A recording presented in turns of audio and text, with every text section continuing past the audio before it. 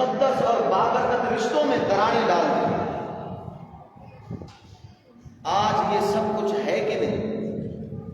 آج گناہ کس قدر عام ہے، خوف خدا کہاں ہے؟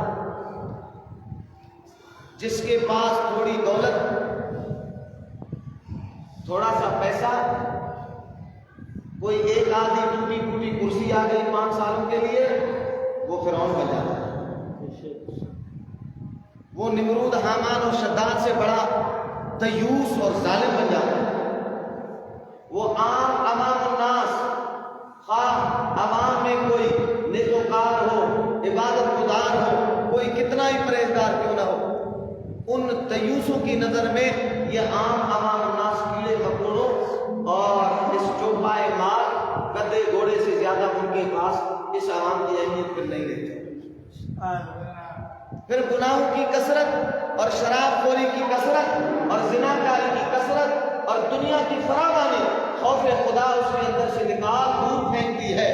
پھر وہ سمجھتا ہے کہ شاید زمین کے خدا ہم ہیں، شاید یہ زمین ہم نے جو ہے وہ قائم کی ہوئی ہے اور اس پر ہمارے قلم کا یا آواز کا یا آرڈر کا زور چلتا ہے۔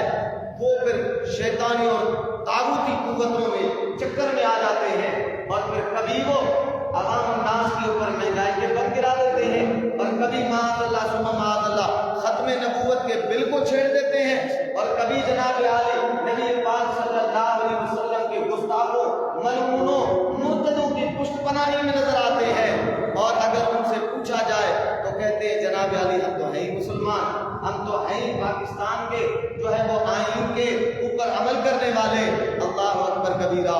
یہ گناہوں کی کثرت کی وجہ سے ان کے دماغ پر، دلوں پر، ان کے آنکھوں پر پٹی آ جاتی ہے۔ وہ اپنے ان ظالم اور مردود اور یقینوں کو راضی کرنے کے لیے اللہ اور اس کے رسول سے معاذ اللہ ٹکر لینے پر آ جاتے ہیں اور عوام الناس تو خدا بلکہ آئین کو بھی توڑ ڈالتے ہیں اور اس کی بھی جو ہے وہ نفی کرتے ہیں اور پھر ختم نبوت کو بھی چھیڑ بیٹھتے ہیں اور حضور علیہ الصلوۃ والسلام کے خاتم النبیین ہونے پر بھی انہیں اعتراض نظر آتا ہے۔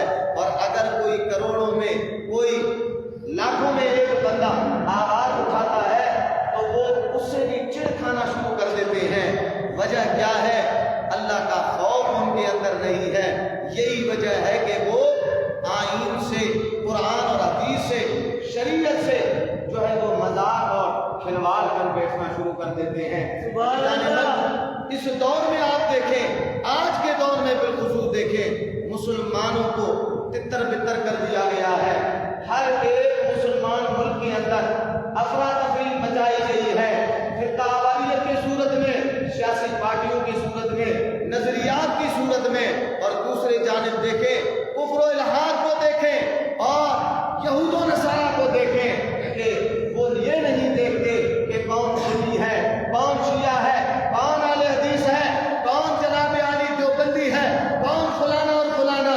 وہ آئے دن فلسطین کے مسلمانوں پر بے دردی کے ساتھ بم برسا رہے ہیں، بے دریغ قتل عام کیے ہوئے ہیں۔ نہ انہوں نے مسجدوں کو چھوڑا، نہ اسکولوں کو چھوڑا، نہ مدارس کو چھوڑا، نہ کالجز چھوڑے، نہ یونیورسٹی چھوڑی، نہ ہاسپٹل چھوڑے، نہ ٹاؤن چھوڑے، نہ ڈسٹرکٹ چھوڑے، نہ صوبہ چھوڑے، نہ کوئی علاقہ چھوڑا ہے۔ دن رات وہاں پر ارے ان کے بم برس رہے ہیں، ان کے میزائل برس رہے ہیں، ان ظالموں کی یلغار وہاں پر کی گئی ہے۔ اور ہمارے ہاں کبھی بمبوں کا چکر، کبھی جناب عالی فلانے کے سیٹ اتنے، فلانے کے اتنے۔ ارے لعنت ہے تمہارے اس ذہنیت پر کہ تم اندر